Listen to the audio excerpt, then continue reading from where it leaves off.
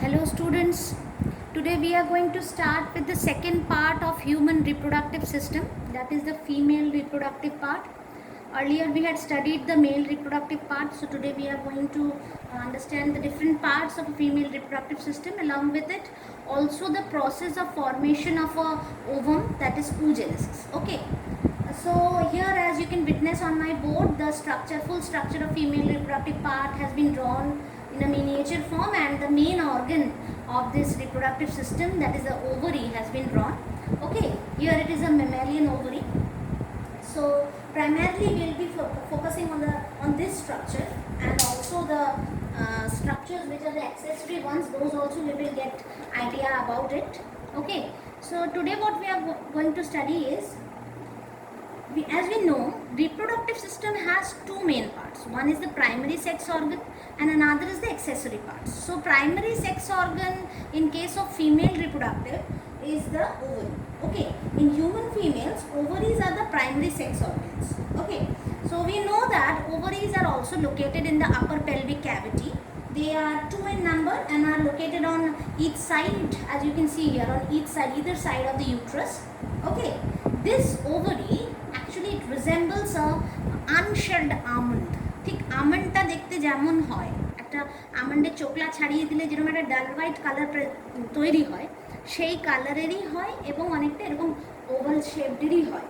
তো এখানে যে ছবিটা এঁকেছি, here you can see it's somewhat amoeboid, but exactly it's not amoeboid, it's actually oval, but since it's gelatinous type, একটা ল্যাপেতে টাইপের একটা পার্ট, তাই এটা অনেকটা এরকম অ্যামিবয়েড মনে হচ্ছে, বাট মোটামুটি approximately we can also say it as oval shaped structure. Okay, it is held in position by a broad ligamentous tissue which hangs from the uterus, or you can say that এই কোনাটার থেকে hang করে। ঠিক আছে, কোনাটার একটা নাম আছে, পরে বোঝাতে গিয়ে বলবো, সেখান থেকে হ্যাং করে, এবং এই লিগামেন্টটাকে বলা হয় মেসোভ্যারিয়াম। ঠিক আছে, মেসোভ্যারিয়ামের একটাই কাজ, ও এই দুটো ওভারিকেই পজিশনে ধরে রাখে। ঠিক আছে, আচ্ছা, এবার যেটা বলবো সেটা হচ্ছে আমরা একেবারে ডিটেলসে ঢুকে যাবো ওভারি স্ট্রাকচার। যে কোনো কিছুরই বাইরের দিকটাতে একটা কাভারিং থাকে, সেটার নাম হচ্ছে পেরিটোনিয়াল কাভারিং। ঠিক আছে, আমরা যখন অ্যাবডোমেনের বিভিন্ন ইন্টারনাল অর্গ্যানস বা বিভিন্ন ভিসরাল পার্টসের ব্যাপারে স্টাডি করব, দেখতে পাবো যে একটা আউটার পাতলা কাভারিং রয়েছে, ট্রান্সপারেন্ট হালকা কাভারিং। ঠিক আছে, সেটাকে বলা হয় পেরিটোনিয়াল কাভারিং অর পেরিটোনিয়াম। ঠিক আছে, এই ক্ষেত্রেও দেখো আমি একটা ড্র করেছি ওভারির আউটসাইডে একটা কাভারিং। ঠিক আছে, সেটা পেরিটোনিয়াল কাভারিং, ভিসেরাল পেরিটোনিয়াম বলা হয়। ঠিক আছে, তারপরেই যে লেয়ারটা, সেল লেয়ার একটা দেখতে পাচ্ছ এঁকেছি, এটা একটা কিউবয়েডাল এপিথেলিয়াম সেল লেয়ার। আমরা আগে যখন টিস্যু পড়েছি তখন আমরা জানি কিউবয়েডাল এপিথেলিয়াল সেলস কোনগুলো, যেগুলো কিউবয়েডাল শেপের হয়, বা আমরা এপিথেলিয়াল সেলের অনেকগুলো টাইপস দেখেছি, কলামনার, কিউবয়েডাল, স্কোয়ামাস, এরকম অনেক টাইপস দেখেছি। এইখানে যেটা দেখতে পাচ্ছি সেটা হচ্ছে কিউবয়েডাল এপিথেলিয়াম সেল লেয়ার, এটাকে বলা হয় জার্মিনাল এপিথেলিয়াম। অ্যাকচুয়ালি এইখান থেকেই কিন্তু সেলটা ডিভাইড করে। ওভারির ভিতরে যেই এইসব সেলগুলো দেখতে পাচ্ছ, primarily from this germinal epithelium only the first cells divide by mitosis and forms the egg nest, as you can witness over here. Okay, ঠিক জার্মিনাল এপিথেলিয়ামের তলায় দেখো একটা হাইলাইটেড ডটেড লাইন দিয়ে আমি একটা স্ট্রাকচার ড্র করেছি। এটাও একটা কানেকটিভ টিস্যু লেয়ার, যেটাকে বলা হয় টিউনিকা আলবুজিনিয়া। ওকে, টিউনিকা আলবুজিনিয়ার ঠিক পরেই হলো আন্ডারলাইং স্ট্রোমা লেয়ার। স্ট্রোমা মানে কি আমরা জানি, যে কোনো কিছুর ম্যাট্রিক্সকে স্ট্রোমা অনেক সময় আমরা বলে থাকি, তা ওভারির ক্ষেত্রেও তার ম্যাট্রিক্সটাকে এই যে স্ট্রোমা আমরা বলবো।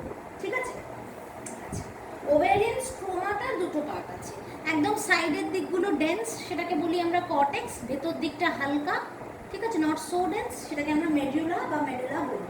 ঠিক আছে, আচ্ছা দেখো, ঠিক যখন একটা জাইগোট ফর্মড হয়, হওয়ার পর যখন এমব্রায়ো তৈরি হয়, তার ভিতরে তোমার ওভারি তৈরি হয়, তখন যে কটা উগোনিয়া মানে এগ নেস্টের থেকে যে কটা ডিম তৈরি হয়, এগ মাদার সেল বলে উগোনিয়াকে, ঠিক যে কটা এগ মাদার সেল ফর্মড হয়, এই জার্মিনাল এপিথেলিয়ামের কয়েকটা পার্টিকুলার সেল একটু সাইজে বড় হয়, সেগুলো মাইটোটিক ডিভিশন করে এই এগ নেস্ট তৈরি করে, সেগুলো আর একটু ম্যাচিওর হয়ে এই দেখতেই পাচ্ছ প্রাইমারি ফলিকল বলে বলেছি, কিন্তু অ্যাকচুয়ালি এগ নেস্টের এই সেলগুলোকে আমরা উগোনিয়াও বলতে পারি।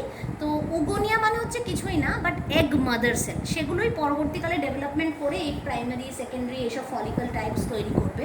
তো এই যে উগোনিয়াটা ফর্ম হলো জার্মিনাল এপিথেলিয়াম সেলের মধ্যে বিফোর বার্থ, ঠিক ততগুলো উগোনিয়া নিয়েই কিন্তু বাচ্চাটা পৃথিবীতে আসবে।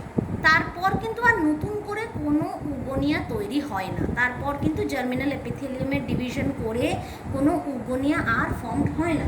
তাহলে বার্থ থেকে পিউবার্টি অবধি টানা কিন্তু ওই একই উগোনিয়া থাকে, যেটা শুধুমাত্র ম্যাচুরেশন হয়। ঠিক আছে, তাহলে আবারও বলছি যে no more oogonia are formed and added after birth.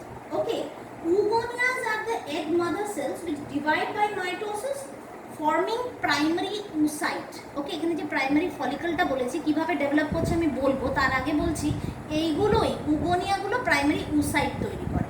ঠিক আছে, প্রাইমারি oocyte আর প্রাইমারি ফলিকল অনেকটাই ইকুইভ্যালেন্ট স্ট্রাকচার। আচ্ছা, each primary oocyte gets surrounded by a number of small cells. Okay, gets surrounded by a number of cells of the granulosa cell বলা হয় এগুলোকে। Actually দেখো আমি আরেকবার একটু বলে নিই, এই জায়গাটায় দেখো এখানে ছোট ছোট ছোট ছোট যে ফুলের মতো মনে হচ্ছে, ফুলের পাপড়ির মতো, এগুলো কিন্তু সেল, কিন্তু প্রত্যেকটা এই ছোট ছোট সেলগুলো হচ্ছে কতগুলো ফলিকিউলার সেল। এই এক একটা ফলিকিউলার সেল কিন্তু যখন সিঙ্গেল লেয়ারে থাকে, এখানে যেরকম দেখতে পাচ্ছি, তখন ঠিক আছে এটা ফলিকুলার সেল, কিন্তু এগুলোই দেখো আস্তে আস্তে ডাবল লেয়ার, তারপর ট্রিপল লেয়ার, অনেক লেয়ার, মানে একদম ডেন্স সেলের একটা নেটওয়ার্ক ফর্ম করে ফেলেছে, তখন কিন্তু এদেরকে আমরা বলি গ্র্যানুলোসা সেল। তাহলে এই উগোনিয়াটা যখন এরকম অনেকগুলো গ্র্যানুলোসা সেলের লেয়ার দিয়ে একদম তৈরি হয়ে যাবে, তাকেই আমরা বলবো প্রাইমারি ফলিকল। ঠিক আছে, a large number of these primary follicles degenerate. কখন ডিজেনারেট করে? during the phase from birth to puberty. আমি বললাম প্রথমেই বার্থ অবধি যে কটা উগোনিয়া তৈরি হওয়ার হয়ে গেছে, তারপর কিন্তু আর নতুন করে কিছু তৈরি হবে না। তাহলে এই যে উগোনিয়াগুলো যেগুলো এই প্রাইমারি ফলিকল তৈরি করলো, এতগুলো দিন ধরে ফ্রম বার্থ টিল পিউবার্টি কি করে একই রকম থাকতে পারে? সেল ডেথ বলে একটা কথা তো আছেই। তাহলে বহু উগোনিয়া যেগুলো তৈরি হয় বা বহু প্রাইমারি ফলিকল যেগুলো তৈরি হয়, সেগুলো ডিজেনারেট করে যায়, সেগুলো নষ্ট হয়ে যায়, এবং পিউবার্টির সময় দেখা যায় আলটিমেটলি 60,000 to 80,000 প্রাইমারি ফলিকলস এক একটা ওভারিতে থেকে যায়।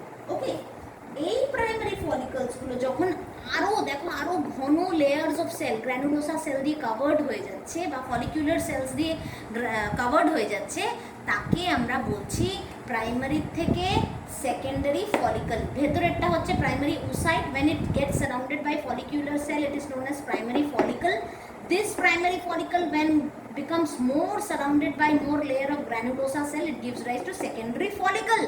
এই সেকেন্ডারি ফলিকলের ভিতরে কিন্তু প্রাইমারি oocyteটা কিন্তু আছে, যে ছোট্ট সেলটা দেখতে পাচ্ছ সেটা কিন্তু প্রাইমারি oocyte।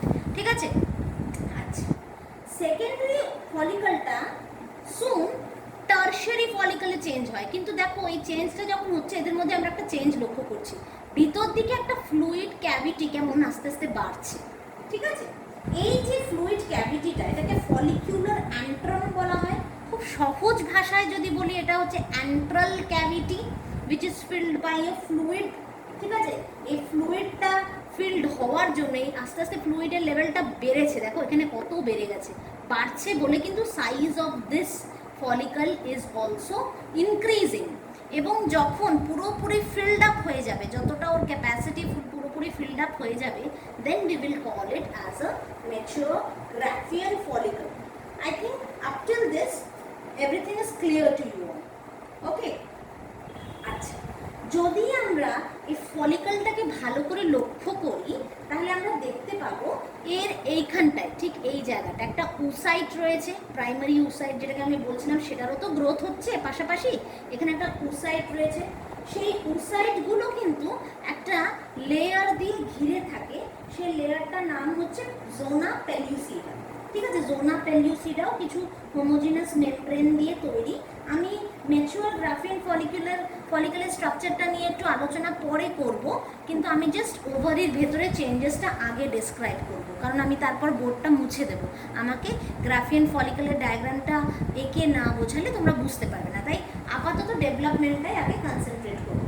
ঠিক আছে, আচ্ছা, দেখতেই পাচ্ছ যে এই ফলিকুলার ক্যাভিটিটা এত বেড়ে গেছে, ফলিকুলার অ্যান্ট্রামটা এত বেড়ে গেছে যে এইটার একটা নাম দেওয়া হলো লিকার ফলিকিউলি। ঠিক আছে, অনেক জায়গায় পাবে ফলিকুলার ফ্লুইড কিংবা লিকার ফলিকিউলি।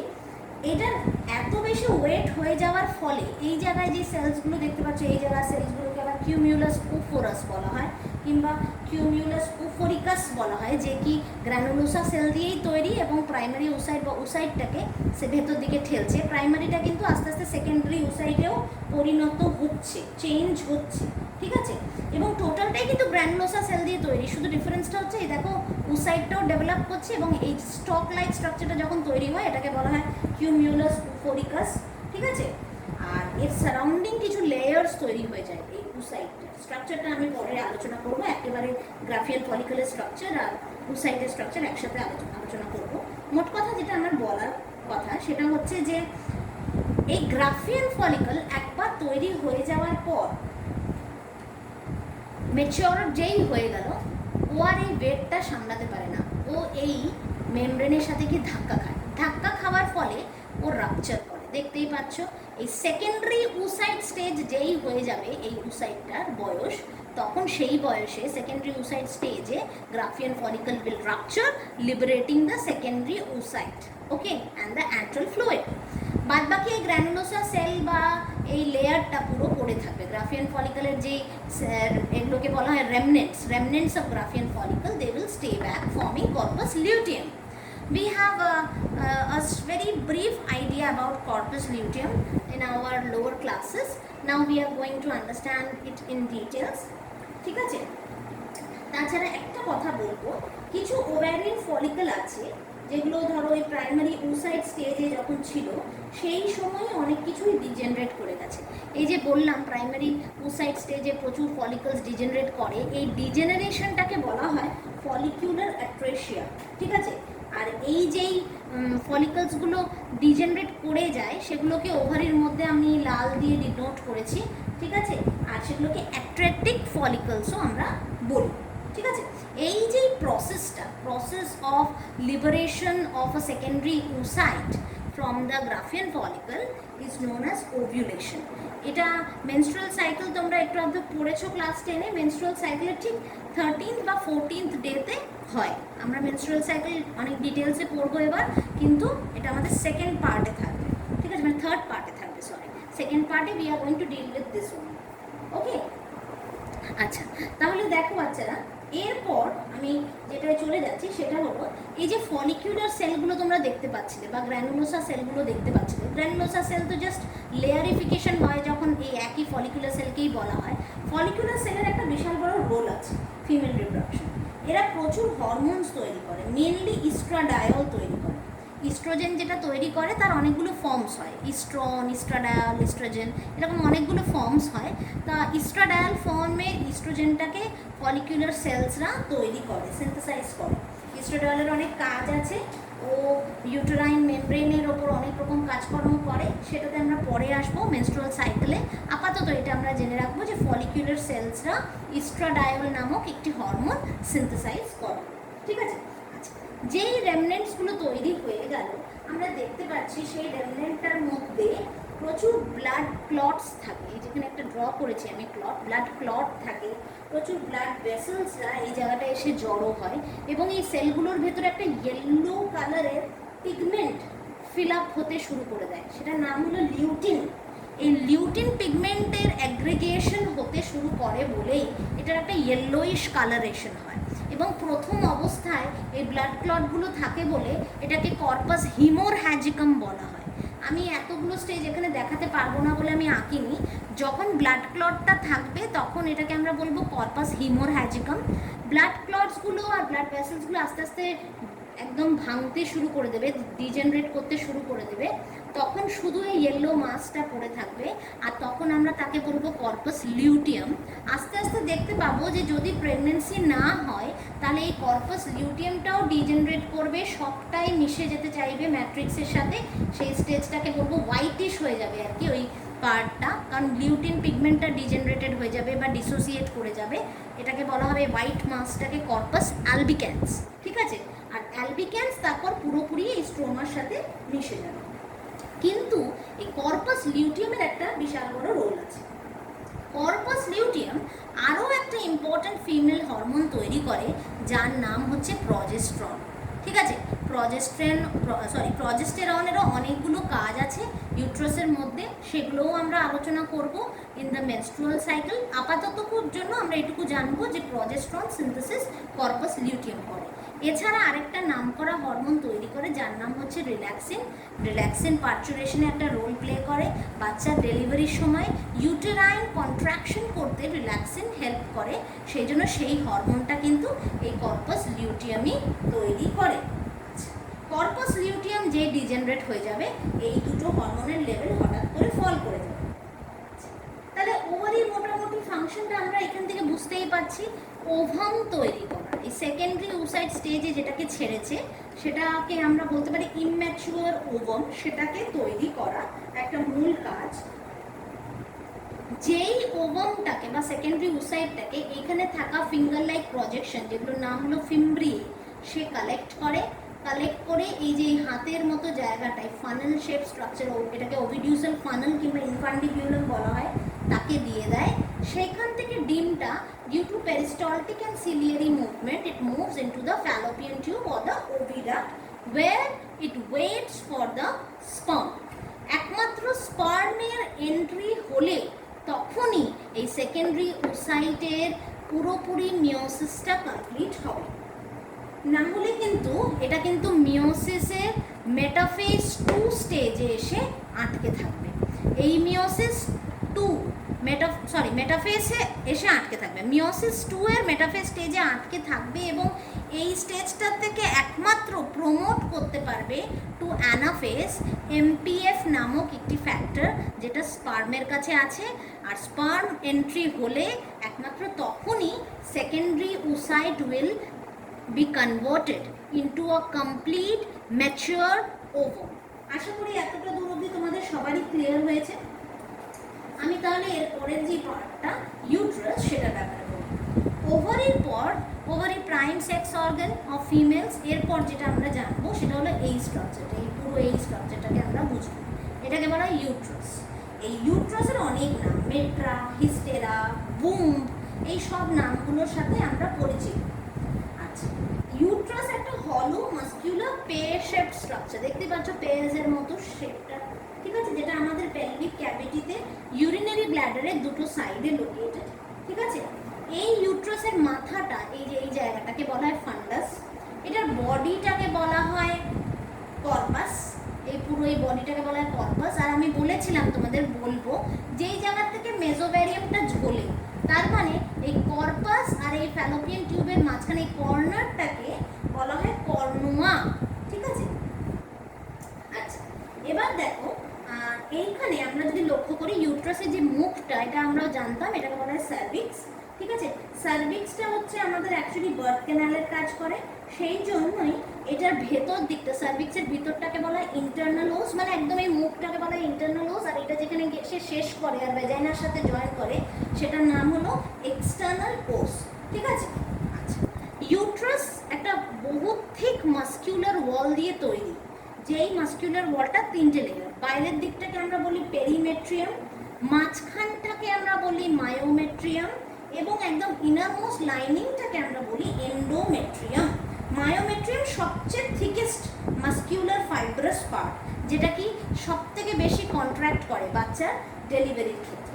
ঠিক আছে, আর এন্ডোমেট্রিয়াম সেই লেয়ারটা যেটা কি ঝরে পড়ে ডিউরিং menstrual cycle। ঝরে পড়া মানে কি ruptures, uterus weeps we say, no, so weeping of the uterus is the breaking down of the endometrial lining।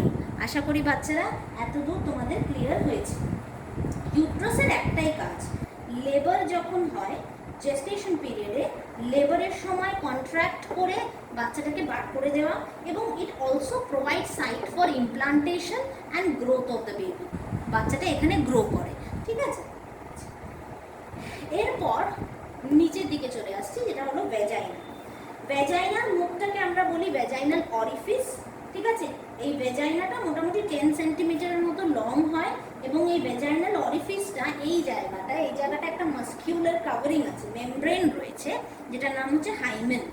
আচ্ছা আচ্ছা, আগেরকার দিনে একটা খুব মিথ ছিল যে হাইমেন ব্রেক হয়ে যাওয়াটা হচ্ছে ভার্জিনিটি ভেঙে যাওয়ার সংকেত, কিন্তু রিসেন্ট রিসার্চ বলছে অনেকের ক্ষেত্রে দেখা গেছে after intercourse also hymen rupture হয়নি।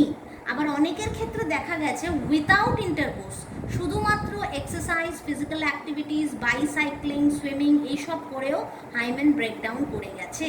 So it is not the indicator of virginity. Okay, it's just a membranous flap which covers the mouth of the vagina and which generally ruptures during intercourse or any strenuous activity, but সবসময় নাও হতে পারে। আচ্ছা, ভেজাইনার একটাই কাজ, ও menstrual flow এর জন্য একটা passage provide করে, আর আরেকটা হচ্ছে ও একটা প্ল্যাটফর্ম হিসেবে কাজ করে for the reception of sperm during intercourse. ঠিক আছে, বার্থ ক্যানালের একটা পার্ট ফর্ম করে নো ডাউট সার্ভিক্সের সাথে ডিউরিং লেবার। আচ্ছা, আমরা যেই সম্পর্কে ক্লাস 10-এ খুব বেশি ডিটেলসে পড়ি না, সেটা হচ্ছে এই ভ্যাজাইনার পরের অংশটা, সেটা হলো এক্সটার্নাল জেনিটালিয়া যেটাকে বলা হয়, যেটার নাম হলো ভালভা। আচ্ছা বাচ্চারা, আমি এই ছবিটা এবার মুছে দিচ্ছি, কারণ আমাকে ভালভাটার স্ট্রাকচার একটু বলতে হবে। দেখো, ভালভা হলো আমাদের ফিমেলসদের ক্ষেত্রে এক্সটার্নাল জেনিটালিয়া। ওকে, তাহলে ভালভার স্ট্রাকচারটার বিষয়ে আমরা একটু আইডিয়া নেব। দেখো, ভালভার স্ট্রাকচারটা আমি একটু just roughly I am drawing for your understanding. Okay,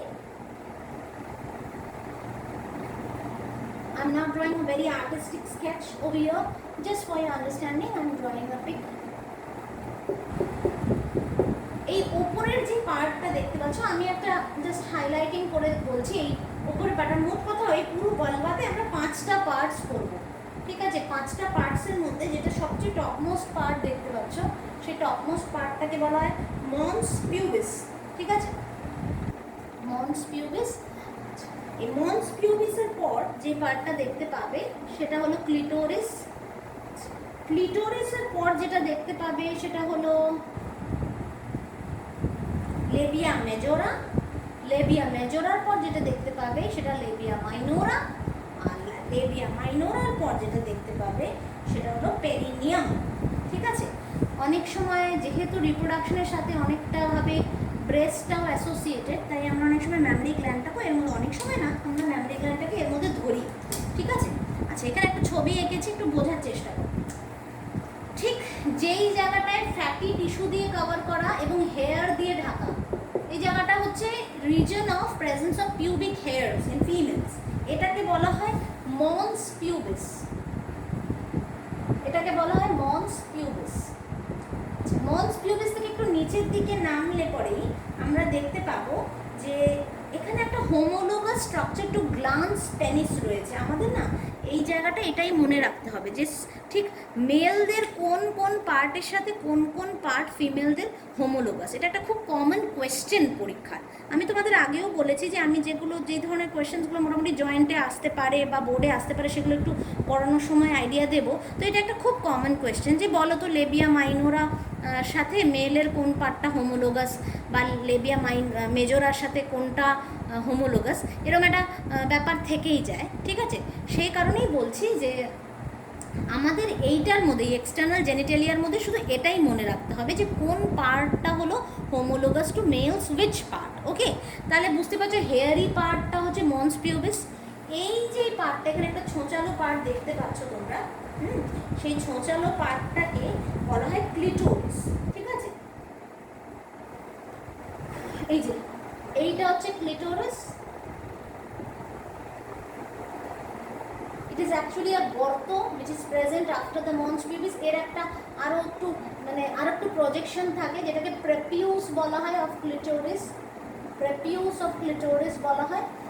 এটা গ্ল্যান্স পেনিসের সাথে হোমোলোগাস হলে পরেও, গ্ল্যান্স পেনিসেও যেরকম ইরেকটাইল টিস্যু আছে, ক্লিটোরিসেও রয়েছে ইরেকটাইল কিছু টিস্যু যারা ইরেকশনের কাজে লাগে। বলবে ফিমেলদের বডিতে আবার ইরেকশনের কী কাজ, সেটা তো পেনিসে হয়। পেনিসে নো ডাউট ইরেকশন হয়, কিন্তু ফিমেলদেরও ইরেকটাইল টিস্যু আছে। তোমরা না বুঝতে পারলো, যখন ইন্টারকোর্স হয় তখন কিন্তু এই ইরেকটাইল টিস্যুগুলো কিছুটা হলেও ইরেক্ট পশ্চার ভেজাইনাল ভালভার মধ্যে তৈরি করে। ঠিক আছে, during the reception of the penis. তাহলে এই হেডটা প্রোটিউস অফ ক্লিটোরিস, আর এই গর্তটার মাথাটাকে আমরা ক্লিটোরিস বলছি। এই ক্লিটোরিসটা ইরেকটাইল টিস্যু দিয়ে তৈরি এবং এটা হোমোলোগাস টু গ্ল্যান্স পেনিস, কিন্তু শুধু তফাৎটা হচ্ছে গ্ল্যান্স পেনিসের ক্ষেত্রে এটা একটা বেশি বড় স্ট্রাকচার আর ক্লিটোরিস অনেকটাই ছোট স্ট্রাকচার, এবং গ্ল্যান্স পেনিসের একটা ওপেনিং আছে, একটা ফুটো আছে যেখান দিয়ে তোমার স্পার্ম ডিসচার্জ হয়, কিন্তু ক্লিটোরিসের কোনো ওপেনিং নেই, ঠিক আছে, কোনো প্যাসেজ নেই, এটা একদম সলিড স্ট্রাকচার। এই গর্তটা পুরোটা একটা সলিড স্ট্রাকচার। তার আরও দেখতে গেলে আমরা দেখতে পাবো যে ইউরেথ্রাল অরিফিস রয়েছে এবং ভ্যাজাইনাল অরিফিস রয়েছে। ইউরেথ্রাল অরিফিস হচ্ছে এটা, ইউরেথ্রাল অরিফিস, আর তার নিচেরটা যেটা দেখতে পাচ্ছ ভ্যাজাইনাল অরিফিস, ঠিক আছে, এইটা।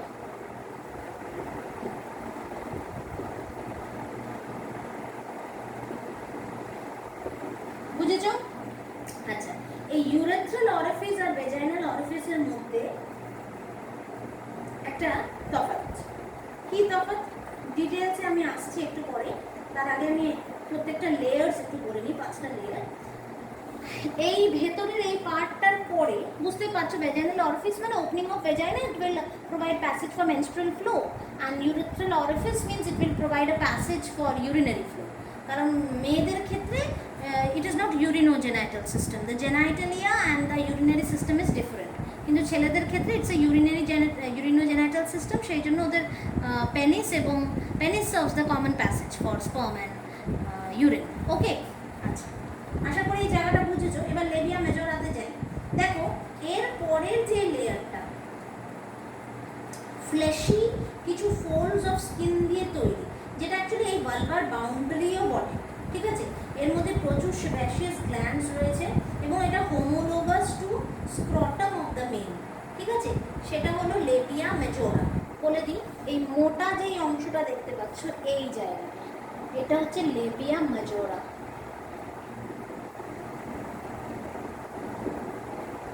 ঠিক আছে। আচ্ছা, তাহলে লেবিয়া মাইনোরা কোনটা? ঠিক লেবিয়া মেজোরাটা যেখানে, তার ভেতর দিকটা ক্লিটোরিস মাথাটা এবং এই বডিটাকে বলা হয় লেবিয়া মাইনোরা। বুঝতে পেরেছো আশা করি? আচ্ছা, লেবিয়া মেজোরা এবং লেবিয়া মাইনোরার মধ্যে মেজোরা হলো হোমোলোগাস টু স্ক্রটাম অফ মেলস, মানে এটা হচ্ছে হোমোলোগাস টু স্ক্রটাম অফ মেলস। ঠিক স্ক্রটামের মধ্যে যেমন টেস্টিসটা থাকে, লেবিয়া মেজোরার মধ্যে এই পুরো ভালভাটা থাকে, ঠিক আছে। আচ্ছা, labia minora is homologous to membranous urethra of male, ঠিক আছে, মেমব্রেনাস ইউরেথ্রা অফ মেল। এবং সরি, এইটাকে ঠিক বলাটা ভুল হবে, অ্যাকচুয়ালি পিনাইল ইউরেথ্রার সাথে এটা সমান, হোমোলোগাস। পুরো মাইনোরাটা পিনাইল ইউরেথ্রা হোমোলোগাস, এবং তাছাড়া এইটার যদি নিচের দিকটায় তোমরা লক্ষ্য করে থাকো, এই জায়গাটা একটা স্পেস রয়েছে, শুধু স্পেস, এই জায়গাটা, এটা তো এমটি স্পেস, এই জায়গাটা পুরো স্পেস, এটাকে বলা হয় ফোরশেট্টি, এটাকে বলা হয় ফোরশেট্টি, ঠিক আছে। এই ফোরশেট্টিটা মোটামুটি পস্টেরিয়রলি লেবিয়া মাইনোরার সাথে ফিউজড হয়ে থাকে, ঠিক আছে, এবং এই জায়গাতেও প্রচুর সেবাসিয়াস গ্ল্যান্ড রয়েছে। Area between the Libya minora, ঠিক আছে, যেইটুকু জায়গা লেবিয়া মাইনোরার মধ্যে রয়েছে সেটাকে আমরা বলি ভেস্টিবিউলস। এই পুরো স্ট্রাকচারটা লেবিয়া মাইনোরা, তাহলে লেবিয়া মাইনোরা আর ফোরশেট্টির মধ্যে এই জায়গাটা, এইটাকে আমরা বলি ভেস্টিবিউল, ঠিক আছে। এই ভেস্টিবিউলকে কিন্তু কানের ভেস্টিবিউলের সাথে গুলিও না, এই vestibule homologous to membranous urethra of male. পুরো মাইনোরাটা হচ্ছে পিনাইল ইউরেথ্রার সাথে হোমোলোগাস, পুরো মাইনোরাটা, এবং এই পয়েন্টটা ভেস্টিবিউল যেটা ফোরশেট্টি আর এটার মধ্যে আছে, সেটা কিন্তু homologous to membranous urethra of male. আচ্ছা, এর পরের যেটা স্ট্রাকচার, এই পার্টটা দেখতে পাচ্ছ অ্যানাস, এবং এই পয়েন্টের মাঝখানে যে জায়গাটা, এটাকে বলা হয় পেরিনিয়াম। পেরিনিয়াম হচ্ছে একটা এমন এরিয়া যেটা ফোরশেট্টি এবং অ্যানাসের মাঝামাঝি, ঠিক আছে। তাহলে মোটামুটি এই স্ট্রাকচারটাই আমি পুরো ভালভাটাকে আলোচনা করতে পেরেছি, পুরো ভালভার স্ট্রাকচার আলোচনা করেছি। প্রত্যেকটারই কিছু না কিছু হোমোলোগাস পার্ট রয়েছে মেলের সাথে, এটা মাথায় রাখতে হবে। আচ্ছা, ঠিক আছে।